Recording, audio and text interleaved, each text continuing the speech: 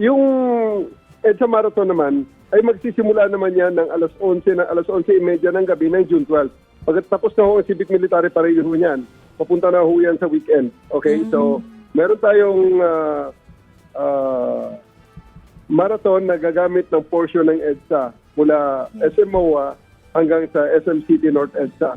So northbound and southbound yan ay may tatakbo dyan ng mga around 5,000 runners based sa count ng organizer. Tapos, ang ibang mga distances naman ay dito lamang mula sa Luneta, papunta sa SM MOA, papunta sa Ross Boulevard sa iba-ibang distansya ho. So, bali, yung 42 kilometers na runners lamang ang gagamit ng EDSA. So, wala po, sorry, sabi niyo po, yung runners lang po ang gagamit ng EDSA po? Tama po narinig ko? Hindi po, yung 42 kilometer runners lang ang tatakbo ng EDSA. Pero hindi naman ho lahat ng buong EDSA ay magsasarado dahil magsisilbing temporary EDSA bus carousel lane mula SM MOA at Buendia MRT Station ang outermost lane o ang lane na yung katabi ng bangketa or sidewalk.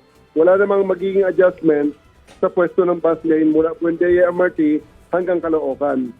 So, pansamantalang isasara yung Magallanes flyover, both northbound and southbound, habang paparating ang mga participants. At muling bubuksan ang bawat section nito pag nakadaan na ang pinakahuling runner.